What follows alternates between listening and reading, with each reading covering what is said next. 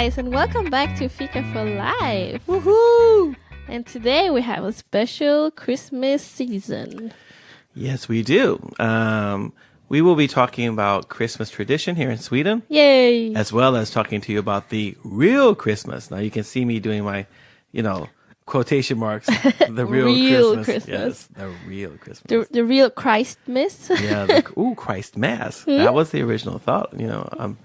Communion service, a holy mass around Christ. Around Christ. So maybe we should tell you guys that in Sweden we celebrate Christmas and open what we are called. What's your name? My name is Lynn. What's your name? My name is Edward. And we are here for Fika for Life. Fika for Life. If you're here the first time, but we assume that you have listened to all our other episodes before you came here. Exactly. And so now we hope that by now, you really want to be here. Yeah. You didn't just get here by accident. So. But if you're here by accident anyway, welcome. Okay, so in Sweden, you celebrate Christmas on the 24th, like in Germany too. But not like in the States, or in England, or Australia, or New Zealand, or any other normal place on the earth. Normal place. He means English-speaking countries, whatever. Okay. The 24th in the evening, people usually gather and open their presents, if there are any presents, but most homes do actually have presents. That's because we live in the rich part of the world. Mm-hmm. I don't know how you guys celebrate Christmas, but here we celebrate Christmas with food, family, and presents. Yeah, that's true. So on the when I moved to Sweden, because I come from the States, then I was used to celebrating Christmas on the 25th. Mm-hmm. And so the very first Christmas I was going to celebrate in Sweden, the day before Christmas, we opened up the presents. And I was like, sneaky. I'm like, what are you people doing? Hello, it's not time yet. I was freaking out, And everyone was looking at me like, what's wrong with you? Why would you wait an extra day? So that was one of the things. And then because I grew up in California, in Northern California, where in the Bay Area where we didn't have a lot of snow. So here we had I'm dreaming of a white Christmas. Yeah, and you were living in the north of Sweden, so there was definitely snow. Yeah, we had snow every year. It was dark, but we had snow. So that was one of the big things is that, and then you have julbord, which is a really special, the Christmas table. Yeah. Which is it's like a buffet. Yeah. So it's a lot of different things. Yeah. And then you have all these different things, but it was not like what I was used to. First, there was no turkey. No, we have ham. Big Christmas old piece ham. of pig roasted up there on the table. Yum. And this stuff called lutefisk. Oh, we are going to have lutefisk. Are you? In Jonas' family, they have lutefisk actually at Christmas evening and have julbord at Christmas Day. But traditionally, I think julbord, so the Christmas table is on the 24th. Yes, it is. So lutefisk, if you don't know what that is. It's disgusting. It's salt. First they take cod, take it out of the water, and then they salt it to death. So it's all dried up. So it's really death. And then they rehydrate it. I think it's in sodium hydroxide. Yeah, it's disgusting. Sodium hydroxide. You put your hand in sodium hydroxide, it melts off. You get down to the bone. Gooey. Yes, your hand gets all soft and soapy. You sound like you've done that before. Not to myself, but maybe someone else in my lab who sabotaged my lab work. Oh, wow. Well, you get what you pay for. You should listen to the forgiveness episode again. Yeah, exactly. I gotta go back. I was I think I have issues I need to work through. But anyway, and then they take the fish and then you rinse it and everything to get rid of all the dangerous chemicals that you just soaked it in. And the fish becomes sort of gelatinous, white. It tastes nothing. It's just it does. Gooey. Okay, Lynn is lying to you. It I have a very tastes sensitive gooey. nose. No, every time I've tried to eat lutefisk, so you have this white bechamel sauce. If you know anything about cooking, it's just a white bechamel sauce. Mm-hmm. But every time I try to put it up to my nose to eat it, that smell of it's an ammonia type of smell. It smells so horrible. I can't even get it in my mouth. I don't know how you guys prepare it, but my mother-in-law, I don't know how she prepares it, but it doesn't taste anything. It's just gooey and disgusting. It's like snot. Well, but have you so when I grew up outside of Chinatown, when it was a wedding, we would eat sea cucumbber. Have you ever had sea? No. You've never seen cucumber? Okay, No. so sea cucumber It's also like it's that. called a nudibranch, and they live in the ocean. and they look like a slug. So it's a slug. It's a sea slug. And then they take it, cook and peel it, and the body wiggles and jiggles because it's really gelatinous. Ew. But it doesn't taste like anything. The sauce is really good, but the actual sea cucumber doesn't taste anything. And actually, the taste of lutefisk is correct, like Lynn says. It doesn't taste like anything, but it's the sauce around it and everything. Yeah. It's disgusting. So it's one of the few things I don't eat in the world. Yeah, but there are Swedish people who really like love it. So we should not be judgmental about their taste. No. Everyone who likes lutefisk, you can eat all you want. I've got extra lutefisk at home, so if you want some, you can take mine. Eat it with peas. Christmas in Sweden is big on food. Yeah, really big on food. So you have things like julkorv. So korv is the word for sausages. Any kind of sausage-like thing. It could be anything. It's called a korv. And so you have this julkorv, and then you have Julskinka. The ham. Everything at Christmas time you eat is preceded by the word jul. Like so, Christmas. Julskinka, julkorv, julmust. Yeah. Julmust is almost like Dr. Pepper. Kind of like Dr. Pepper, It feels like it. But it's actually almost like Coca-Cola. But it's a cross between like Dr. Pepper and svagdricka. So now we're throwing all these Swedish words at you, and you're like, what the heck are they talking about? That's because we live in Sweden. So, you live here for a while, and your language starts to absorb Swedishness into it. But julmust is a really slightly alcoholic, sweet beer kind of thing. But it's not really alcoholic. Kids drink it too. It has a low alcohol level in it. Julmust? No, svagdricka. Yeah, svagdricka. Yeah. But then at Christmas time, what they would do is they would make it without it getting really fermented, but it would still be so you have this sort of beer kind of taste.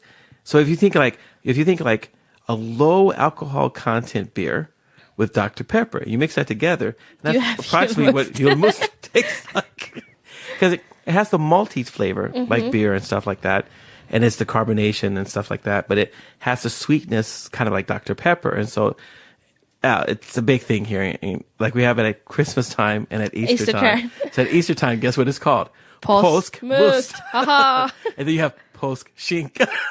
Yeah, you have påskbord. Yeah, so you have anyway, påskbord. That's another episode. It's food and all the pastries, saffransbulle. Yeah. Saffron, so they make it with saffron? So saffron. Okay. So now Advent in Sweden started a few weeks ago. And what happened is that at Swedish, in Swedish Advent Christmas time, so we eat a lot of saffron. Go saffron crazy. So expensive. and I go around and so what I do is I go around to different places and I try to sample a saffron bulle, a saffron bun every single day. And then I try to give a critique. I try to say, okay, how was it soft? Was it juicy? Was it too overbaked? So I do stuff like that. So I become an expert. I should send in mine to you. Yeah, well, I'm pretty brutal. So you have to, we're still friends afterwards, right? Yes. Okay, good. Remember the episode on forgiveness? No. So there's a lot of saffron flavor and everything. But one of the things when I lived up in northern Sweden, so in Sweden we eat a lot of flat bread, and it's called hard bread, hårdbröd. Julknäcke? No, like doppigrytta. I heard about it, but I don't think I've eaten it. So in Sweden, traditionally, like I don't eat pork, but back then when I first moved here, I did eat pork still.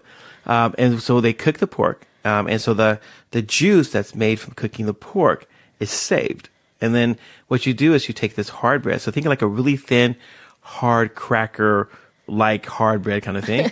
And then what you do is you stick it, so you put into the juice from the ham and you let it sit in there and it gets a little soft. Is it warm? Yeah, it's warm. Okay. And then you take it out, fish it out, put it into your bowl, and then you put a lot of butter on it with allspice, like ground up allspice. Mm-hmm. It's really, and that's what you have like with the julkorv. So this special type of sausage that's made at Christmas time was also cooked in the water. And that was it was really yummy. So I used to always look forward to that. Or a special Christmas bread, which is called julvort. Julvort. Yeah, it's just bread. But that's really nice bread, and it really smells Christmassy. Yeah, and I think it's really spicy, like crispy spicy, like Christmas. In Sweden, spicy. You also have glögg. Oh, glögg is really nice. Yeah, spiced wine. So spiced wine in Swedish is called glögg. Yeah, it's like glühwein in Germany, but it has much lower alcohol content. than glühwein. Aha. So glögg has... Wait, glühwein is like, so Yeah. you're like Blaze then. Yeah. Ooh. Yeah. Oh my gosh. I bring you maybe a bottle when I come back from Really? Germany. Yeah. Yeah, we can have it at service. We can use it as a communion wine. Glühwein. Here we go, everyone. Why is everyone so happy today at church? Glühwein. Can we get some more of that communion wine? It's better the second time around, So glögg. No, and we love Jesus and we love communion. We're just joking around, okay? So all of you nerds out there, don't write in. How could you say that about the Holy Communion? No. Come on, lighten up. We separate like fun from the real deal. Yeah, we would never really do that in church. We're just joking. So you have glögg, which is like very low content. Yeah, it doesn't usually wine. have a lot It's really of, sweet. It's really sweet, and you eat it with like raisins and almonds. Yeah. So you have a cup, and you put in your glögg and raisins and almonds. And and you need a spoon because you fish them out again. You fish them out. I don't get the and point. You eat that with a really thin, crispy. So gingerbread here in Sweden is like ginger crisps that we have back home in the States. So it's really crispy and thin, and it's so good. Like I that's what I love about Christmas. I like stuff myself. And being African American, so I look like a gingerbread cookie man anyway. So I'm like gingerbread all over. I'm like, I'm already stuffed with filling, So I guess if a Jurassic Park dinosaur would eat me, I guess he would. Oh, Christmas dinner. Christmas dinner. But anyway, so what happens on the 24th is that usually people celebrate with their family, so you're not really inviting a lot of friends over. No, that was it's just different. your family thing. Yeah, it's like a real family day. Yeah. But at 3:00 on the 24th, crazy, the whole country is watching one TV program. It is a sort of a collage of a bunch of old Disney films and stuff like that around Christmas time. And so you're watching Donald Duck and you're watching Mickey Mouse and Goofy. And I never got that. I never got that when I came to Sweden. And this is really seriously, like serious, like. Everyone you could be all over in Sweden, and people are out. 3:00 is dead. Like there's no one on the streets. Like you could bleed to death on the street, and I don't even think the ambulance would come and pick you up until after Kalle Anka. Kalle Anka is the Swedish word for Donald Duck. And everyone, this is like a big thing. So like the first year, my wife was really upset with me because I didn't know what's happening at 3:00, and they're all like, Swedishized, and so and at 3:00, I'm like in the kitchen making food. She's like, why did you come? She's like, I can't believe you're destroying Christmas. I'm like, what? Did I kill Santa Claus? What happened? She's like, Ed, you're supposed to be here at 3:00. Uncle's on the TV. And I was like, oh my gosh. And everyone, like my in-laws, the kids, the neighbors, the police, the criminals, everyone's watching Donald Duck on TV. And it's just and it's like kind of the same program every year. But it's a Christmas tradition. It's a tradition Christmas here. tradition. So if you're going to live in Sweden and you're going to be here at Christmas time, 3:00 on the 24th, it's sacrilegious to do anything else than watch Donald Duck. So you go and watch Donald Duck. If you can eat Swedish Christmas dinner with a Swedish family, you'll see. Then different families do different things. Some families sing. Some families will read like the Christmas story for Luke and the Gospel and Luke and stuff. But it's kind of. I mean, it's really cozy, and when you go outside because it's so dark here and everyone's got like the lights in the window and the lights around their house and there's a snow and it's cozy. It's a nice season. It is nice. It is really, it's like a Norman Rockwell picture. If you know anything about Norman Rockwell, he painted these idealized pictures of everyday life. And that's what it's like here. On Christmas. On Christmas only. But I think every year they also have a lot of advertisement on TV, like about the liquor store, because in Sweden the liquor store is owned by the government. Yeah, so it's a monopoly. But they do have, that's actually a good thing. They do have like advertisement on you shouldn't drink while your kids are home and parents shouldn't like overdo it during Christmas. Because they do. Because a lot of people do it. It's really sad. And the kids get really scared and traumatized by their parents being really drunk. Yeah, it's actually really sad because every holiday in Sweden, so holidays in Sweden are often celebrated by getting totally drunk out of your head, like blazed, like, whoa. And in Christmas time, it's really bad because like Lynn was saying, this is really a time for families. And it's such a horrible association that your family time is centered around people just getting drunk and being unhappy and miserable, and it's not fun. And I mean, this thing when I got to know that on the 25th, most people, younger people, go out and party, and I'm like, Yes, what? do. But it's Christmas. Yeah, How it's you? really weird. Why are you going out to party? Yeah. It's Christmas.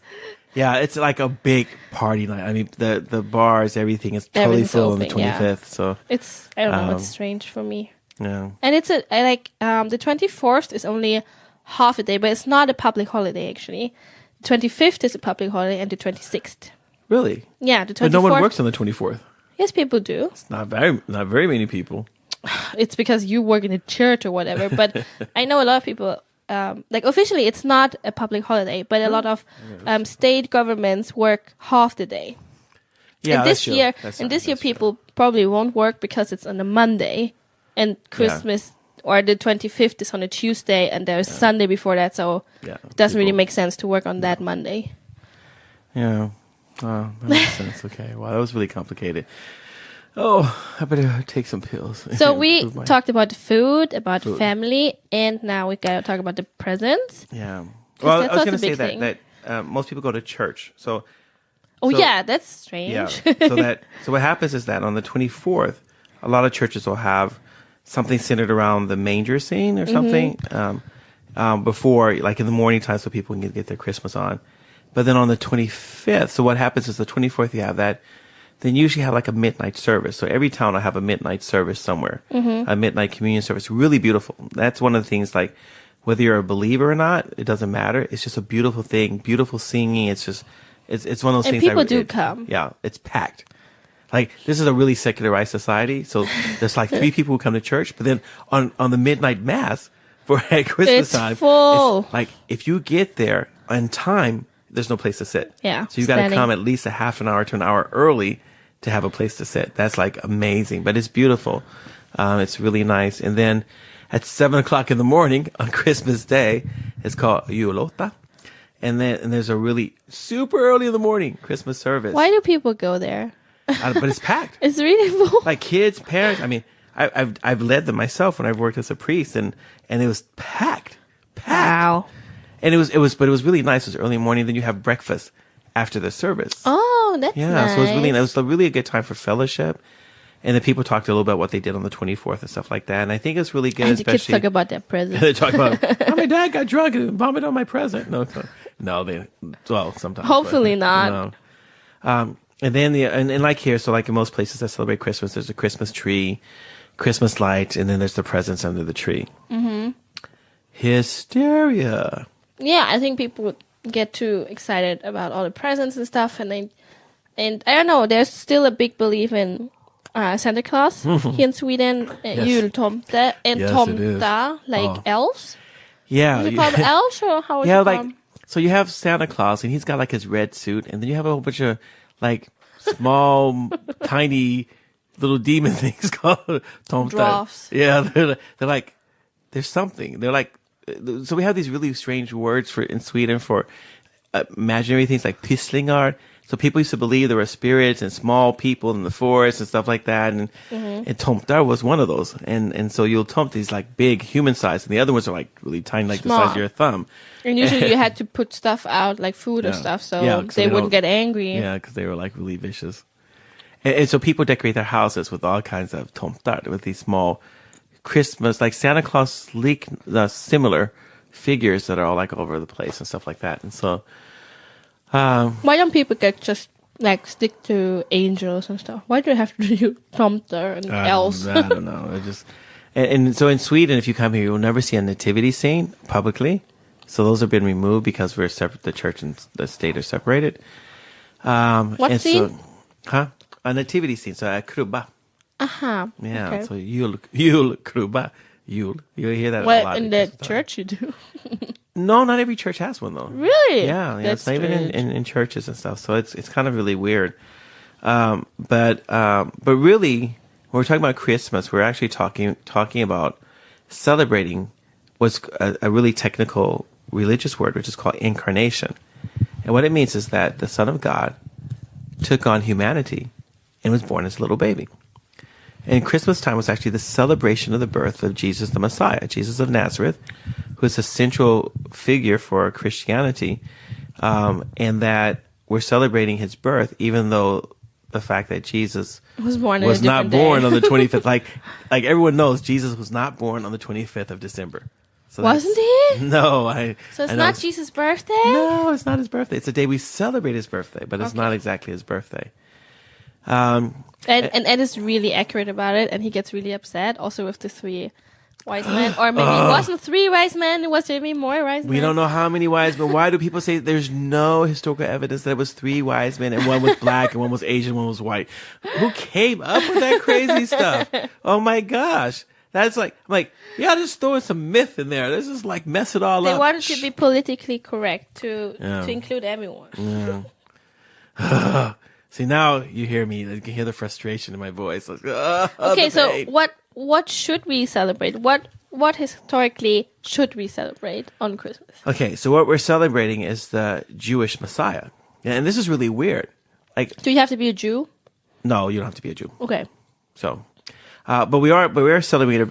I mean, in actuality, we're celebrating a very Jewish thing.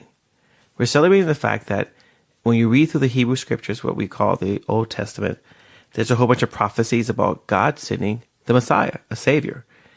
And when you read those prophecies, they give you indications about where someone's going to be born, how would we find the signs, how would we know who the Messiah was. And so in this totally Hebraic, Jewish Hebraic context, here's the Jewish Messiah.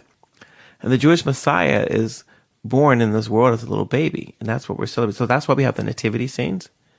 All the nativity scenes, all the little scenes with the little shack and the little baby Jesus. You got angels. You got, I don't know, elephants and horses and dogs. Like the whole zoo comes Elephants? out. Okay. Okay, probably not elephants. Okay. Maybe in some countries they have elephants. But no, I mean, they have like the dog and you have the sheep and you have the goats and you have the cows and the donkey. So you have these animals that are there because Jesus was born in a manger. He was born in a place where people took care of animals. And that's what we're celebrating. So that's why some of the things that we have, it's just unfortunate, from my perspective, it's unfortunate that it's mixed in with so much paganism, because that's really sad, because it's hard to know what is the historical content and then what's the other wacky stuff that's been added to it. But so you think we should get rid of our Christmas tree? Oh my gosh, why do we ask you such questions? Well, it's Q&A now. I'm being recorded.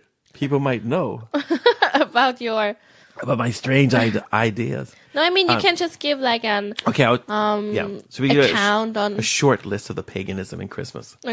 Okay. And we are not recommending or discouraging people doing. Do what you want. Yeah, do what you want. The privacy of your own home. Just don't do it in mine. Okay. Okay. So what are the things that have nothing to do with the Christmas story as told in the Gospels in Matthew and Luke? Christmas tree. Mm-hmm. If you're reading the accounts, there was no Christmas tree with little balls on it and lights, and there were no presents under a tree. And Jesus was like, "Where's my present?" And he's like shaking the box, going like, "That's not a good one. I take that back. I want a bigger one." What about a palm tree instead? No, probably not even a palm tree. I mean, was the desert all over the place? No, probably wasn't that much desert back then, actually. Okay, it doesn't matter. Not a Christmas tree in the traditional meaning that we have now. Yeah, so in the Christmas story, the actual Christmas story, there is no Christmas tree. There is no Santa Claus, Jultomten, Father Christmas, Saint Nicholas. They're not there, okay? Maybe they were one of the wise men. Maybe the wise men. That would be really. Wouldn't it be funny? Somewhere there's a letter being just ready to be discovered that someone finds and says, "Oh my gosh, Santa Claus was there." I'll have to eat my words. But in Germany, people look. On one hand, you have Santa Claus, but on the other hand, people also say that the Jesus, like Christkind, is coming with the presents. Did you know that? Yeah. So that people think that Jesus is coming. Jesus with baby is coming. The baby Jesus. Baby Jesus is coming with the presents. Did you know that? He was a bodybuilder. He's got this big old bag. He's like, I just got bored, but here's a present. No, for you. He's not replacing how Santa Claus is doing it. He's just. Wait, so you get a present from Santa Claus and a present from No, it depends on the family. Some families celebrate it's Santa Claus, and some families say no, it's baby so you Jesus. have a choice. That's so German. Oh my gosh, I can choose. I really remember when I was a kid in kindergarten and someone turned up as Santa Claus. I couldn't believe that this person was Santa Claus or whatever. I never could buy the idea of someone bringing presents like that. I don't know why. But if someone showed up as like a baby Jesus, would you say, "Oh, but that I can believe in that"? Maybe. I don't know. Yeah. Yeah. And I think people feel that you shouldn't take away that lie from your kids. Like, they think it's cozy, like, oh, but they believe in Santa Claus, and that's sweet. That's and so nice. Edward has a personal connection to this. So, I didn't celebrate Christmas when I got married to my wife, and my wife is from Sweden, and Christmas was really important because I love my wife, and she looks at me with those little blue eyes and that curly blonde hair, and I go, okay, fine. We'll celebrate Christmas if you want, you know. And so we had to buy presents. And for a couple of years, we bought a tree. But I've convinced her now not to have a tree. So we threw away our fake tree. We haven't bought a real tree for a long time.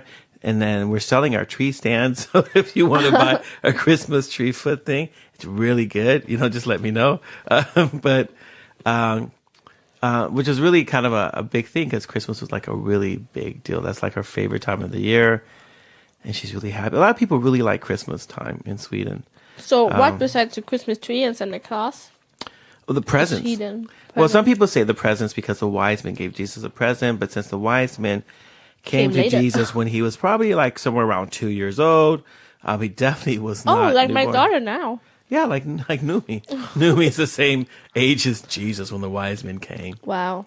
And that's because Jesus was, so this is the historical record. Jesus was circumcised on the 8th day.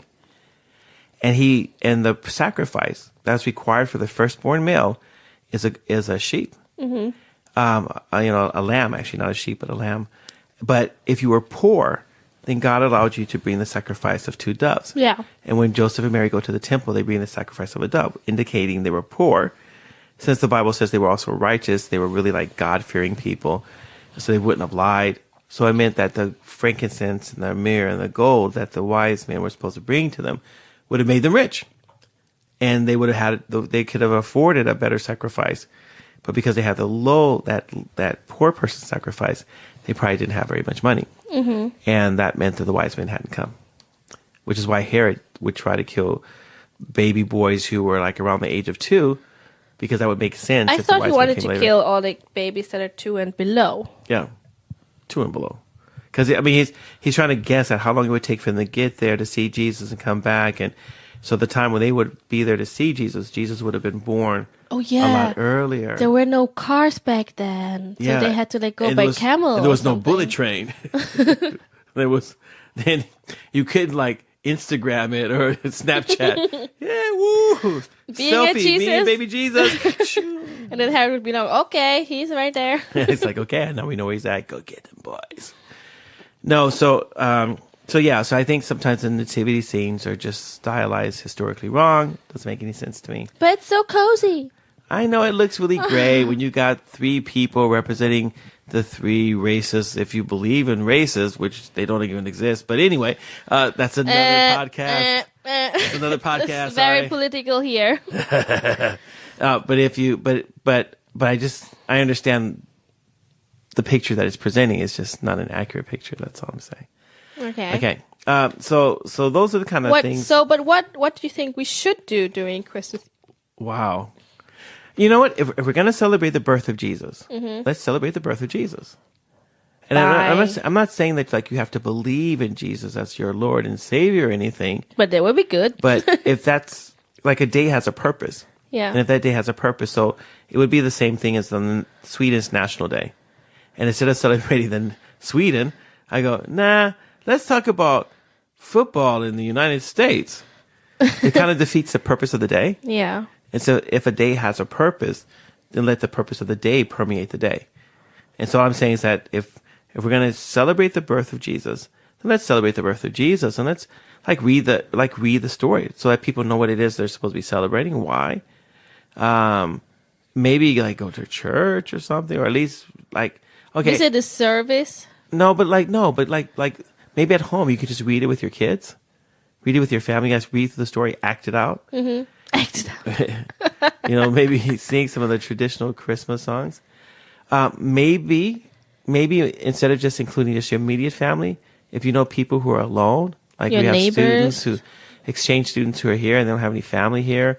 Maybe your neighbors, maybe people have had a really rough time or something. Mm-hmm. Maybe consider inviting someone to celebrate Christmas. I think you don't even have to invite them the whole day, but maybe part of your day. Yeah. Like in the evening or having dinner together. Fika. They can invite them for Christmas fika or something. In the evening or something. Yeah. Just to celebrate it with other people and just because it's a time of the year, there's in the States, and I know here in Sweden, a lot of people are just alone. And here's all these people around you celebrating this thing with family and stuff, but you don't have anyone to celebrate that with. And it just produces this extreme sense of loneliness. And that doesn't seem to be like the Christmas thing. Oh, you know what? Time is always running out on us. But you know what? Tomorrow, yes. We are going to get back to you already with another Christmas special. Yes, because Christmas is such a big topic and we have to take a couple of days to do this. So. Yes, guys. So if you have any comments or questions, as always, you go to our website and mail us.